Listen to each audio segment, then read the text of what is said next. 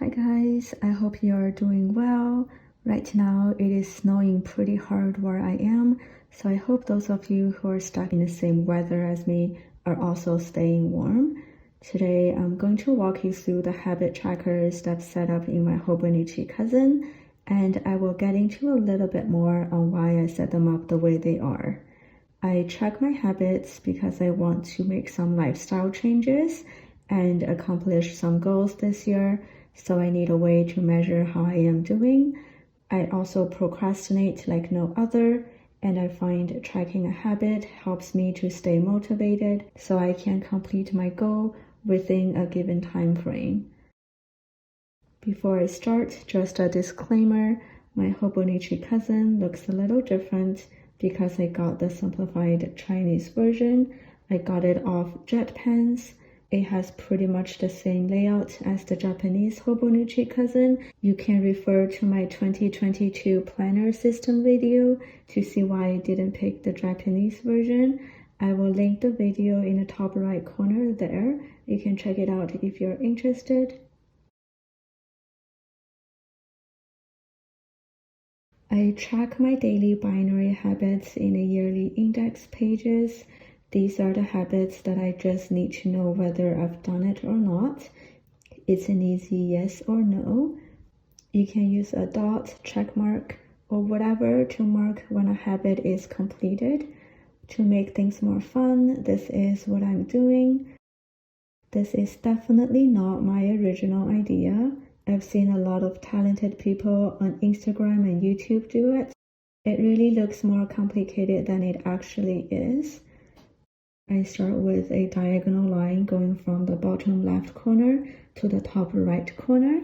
Then I draw one parallel line above it and another one below it. I continue with the same process with the box next to it, except the lines are going the opposite direction. I also change the line direction the next day, so when all the boxes around it are checked off, the lines connect to make this pretty pattern that almost resembles a harlequin. Of course, if you want to change things up, you can choose not to alter the line directions the next day, and the lines keep on going up and down and up and down. Then you're going to end up with a chevron pattern. You can also choose to use different colors to draw the lines to create a gradient or ombre effect, or fill the gaps with different colors. I'm just going to keep it simple and use my fountain pen only. The daily habits I'm tracking here are pretty mundane. For example, in January, I was tracking 8 hours of sleep, 2 liters of water, and 3 meals in a day. All of those things used to be a regular part of my life, but for the past few years, my schedule has become really irregular. This year, I decided to pull myself together and take better care of myself. In the future, I may also track things like daily flossing, daily skincare. These trackers can also be adjusted. For example, do you see the empty column here? Yep, I have not been good with drinking water in January, even though when I first set it up in my mind, 2 liters a day shouldn't be hard to achieve. So I came up with a plan at the end of January. I have a bottle at home that holds approximately 500 ml. I'm going to try to drink 1 bottle in the morning, 1 before noon, 1 in the afternoon, and 1 in the evening. Also in February, I'm going to lower the bar and try to aim for 1.5 liters of water per day instead. If it goes well, then I'll try 2 liters of water a day again next month. I also set up a goal to talk to my family and friends on a daily basis. I find it really helps with my mental health. I also track my spendings here. This is only the spending on my wants, like takeouts, impulsive purchases, etc.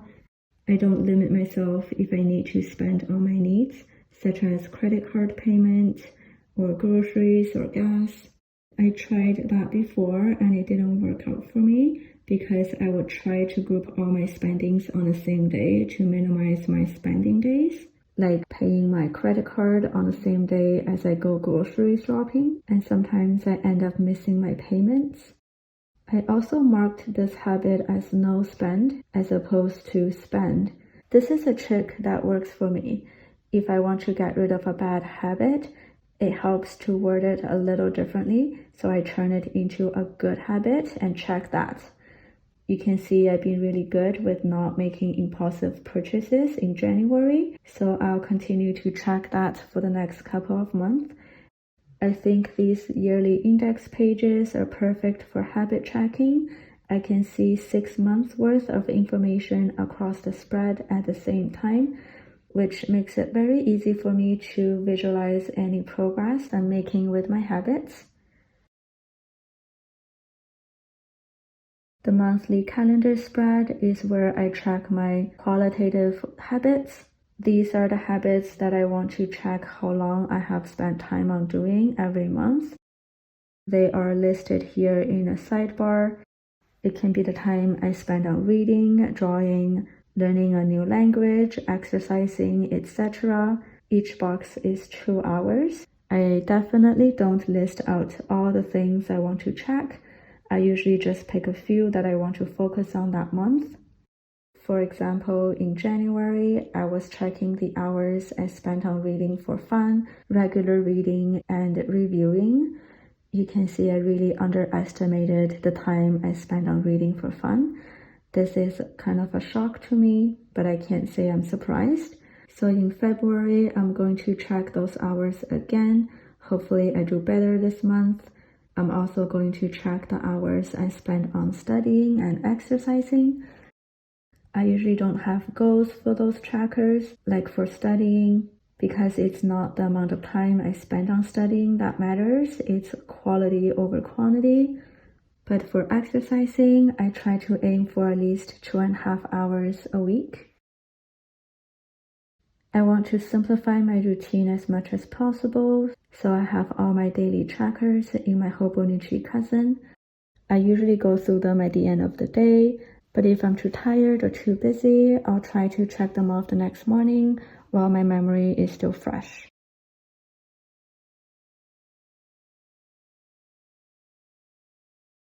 I keep all my weekly trackers in this supplemental memo pad. It's tucked inside my cover, so it stays with my Hobonichi Cousin. I only need to refer to it once a week, usually on the weekends. I want to make it a habit to review my health at least once a week. So I laid out all the symptoms that bothered me before, and I have a week of the year here. I can just check it off if a symptom flares up that week. I'm just using a simple check mark here. This is the space for notes if I need to make additional notes. I capped it at week 26, which is the first week of July, because this page doesn't have enough room to be used for a whole year. I also prefer to start a new page for the second half of the year because I can make changes to the symptoms list on the top. Hopefully by July, I no longer have to keep track any of these symptoms. Hopefully I also get to see if there is a pattern, then in the future I'll be more careful around that time of the year. I have a page here to track my mask usage as part of my skincare routine. So my goal is to apply one mask once a week. Again, this is the week of the year here, and I have day of the week here. Here's the place to jot down anything from the brand of the mask to how I like it or don't like it. Of course, if I happen to have any reactions, it will also be documented here. You can see I've been slacking off. I'm going to try to do better this month. I also want to be on top of my parents' health this year. I noticed my parents don't really tell me about their health conditions, and instead of going to see a doctor if something is wrong, they tend to wait for it to resolve on its own, especially my dad.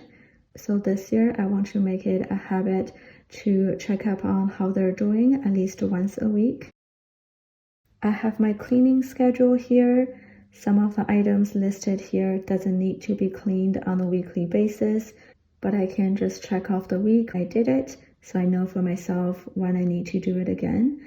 Like rotating my mattress, it's usually done every 3 months, so it doesn't need to be checked off every week.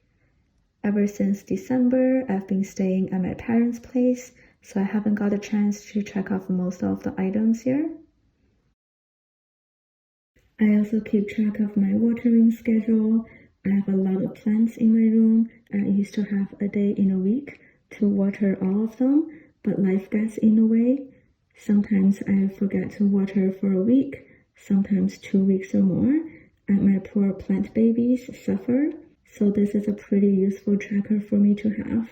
I also keep track of when they are fertilized, repotted, and propagated. Those pages will be filled out in the second half of the year. Once I decide on what to plant outdoor, I will fill out the pages for outdoor flowers and outdoor vegetables. That is going to be when spring comes or when I need to store seeds indoors. Right now, I'm leaving them blank.